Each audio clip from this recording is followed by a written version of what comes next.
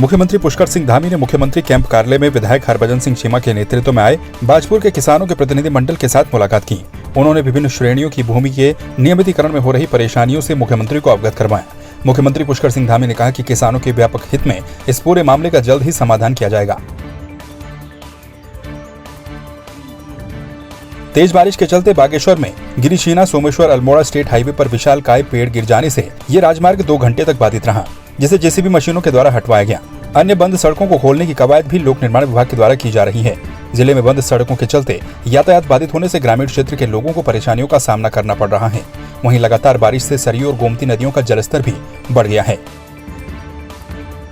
जनपद में हमारे जो लगातार बारिश हुई है, कल रात्रि से हुई थी काफ़ी, और हमारी सुबह टोटल जो इन्फॉर्मेशन आई थी, टोटल 20 मोटर मार्ग बंद थे। इसमें हमारा एक जो है स्टेट हाईवे भी बंद था, जो अभी खोल दिया गया है। बाकी अन्य मार्गों को भी खोलने की कार्रवाई की जा रही है। मौसम विभाग का हमारे पास जो अलर्ट आया है, इसमें अभी हमारे पास 1 अगस्त तक भारी बारिश की चेतावनी बताई रखी है। तो हमने अभी सभी विभागों को, तहसील थानों को और सारे कंसर्निंग जितनी एजेंसीज हैं सबको अलर्ट कर रखा है। थराली विकासखंड सभागार में बीजेपी मंडल अध्यक्ष रंजीत सिंह नेगी की अध्यक्षता में बीजेपी कार्य समिति की बैठक संपन्न हुई।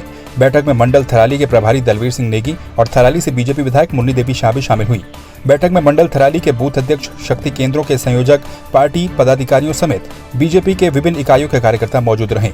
बैठक में 2022 के विधानसभा चुनाव की पूर्व तैयारियों पर रणनीति तैयार करते हुए बूथ स्तर पर पार्टी को मजबूत बनाने पर जोर दिया गया।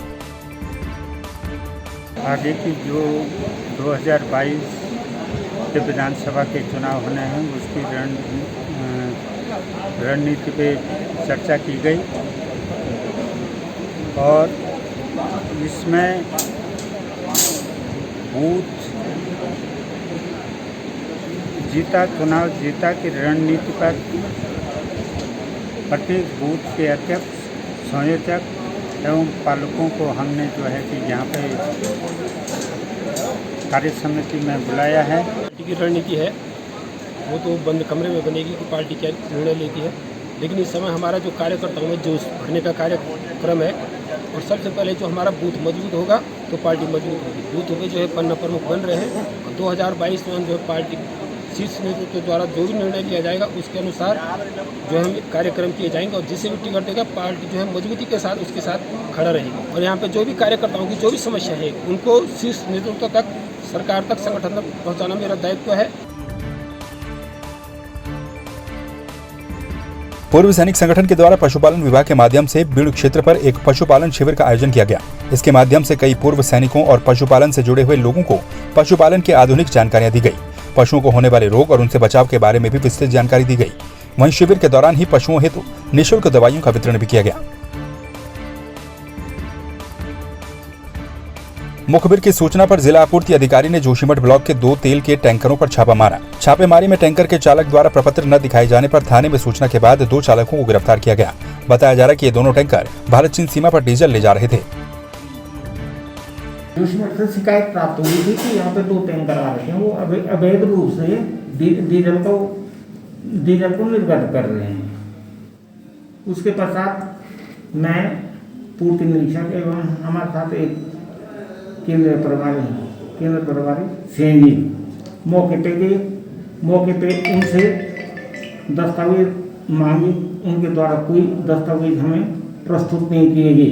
प्रस्तुत न करने के उपरांत हमारे द्वारा टैंकरों को थाने में एसआई के सुपुर्द किया गया है। विश्व धरोहर फूलों की घाटी के खुलने के बाद से पर्यटकों के पहुंचने का क्रम लगातार जारी है। इन दिनों प्रतिदिन 150 से अधिक पर्यटक घाटी में पहुंच रहे हैं। वन विभाग को भी पर्यटकों के माध्यम से शुल्क के रूप में अच्छी आय हो रही है। फूलों की घाटी इस वर्ष 1 जुलाई को पर्यटकों के लिए खोली गई थी। तब से देश भर के विभिन्न राज्यों के साथ ही विदेशों से भी पर्यटकों को पहुंचने का सिलसिला लगातार जारी है। इस बार 1 जुलाई को खोले जाने से 24 दिनों में पर्यटकों का आंकड़ा 1700 तक पहुँच गया। फूलों की घाटी पर्यटकों के लिए खोली गई थी। पर्यटकों हेतु जो कोविड में राज्य सरकार द्वारा जो भी नियम निर्धारित किए गए हैं सभी का पालन करवाया जा रहा है। पार्क के अंदर लोगों को मास्क पहनना कंपल्सरी किया गया है और जो भी पर्यटक आ रहे हैं उनके लिए RT-PCR की नेगेटिव रिपोर्ट आवश्यक है। कल तक लगभग 1700 पर्यटक वैली ऑफ फ्लावर की सैर कर चुके हैं और लगभग 2.25 लाख का राजस्व प्राप्त हुआ है। हरिद्वार के बहादुराबाद के सुमन नगर में वन भूमि पट्टी पर भू माफियाओं के द्वारा किए गए अवैध कब्जे पर वन विभाग के द्वारा कार्रवाई की गई है। वन विभाग के द्वारा होल्डिंग बैनर ध्वस्त किए गए थे। साथ ही वन विभाग की जिस भूमि पर भूमाफियाओं के द्वारा काटी गई कॉलोनियों के रास्ते को जोड़ा गया था, उन रास्तों पर भी जेसीबी की मदद से खाई खोदी गई। वहीं अब वन विभाग की कार्रवाई को देखकर उन पर भूमाफियाओं के साथ मिलीभगत का आरोप भी लग रहा है। देखिए, ये क्षेत्र में जो कि वन विभाग के द्वारा अपना वृक्षारोपण कराया गया था पूर्व में, इस क्षेत्र से लगा हुआ क्षेत्र है, जिसमें कि ये जो कुछ लोगों ने अपने प्रॉपर्टी का कारोबार करते हुए कुछ अपना ये प्लॉट वगैरह बेचने की कार्रवाई की गई होगी। तो इसमें कुछ जो हमारा वृक्षारोपण क्षेत्र है उसके आसपास भी इनके द्वारा अपने बोर्ड वगैरह लगाए गए थे। तो कल अपने वृक्षारोपण क्षेत्र को हमने खाली कराते हुए इसमें, और जहाँ जहाँ पर इस तरह के रास्ते वगैरह संभावना हो सकती थी कि इधर से रास्ता वहाँ पर दिया जा सकता था, उसको जो है खाई के द्वारा खाई खोद के रोका गया है और ये जो बोर्ड वगैरह थे उनको हटाया गया। ओबीसी समाज ने एकजुट होकर हरिद्वार के सिटी मजिस्ट्रेट कार्यालय के बाहर धरना प्रदर्शन किया। सिटी मजिस्ट्रेट को ज्ञापन सौंपते हुए उन्होंने आरोप लगाया कि उत्तराखंड में अन्य पिछड़ा वर्ग को दरकिनार किया जा रहा है।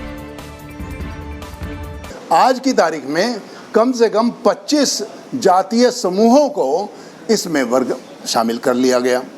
पूरा मुंशियारी, पिथौरागढ़, उत्तरकाशी, टिहरी की पट्टियाँ सबको उन्होंने क्षेत्रफल के आधार पे ओबीसी समाज में शामिल कर दिया।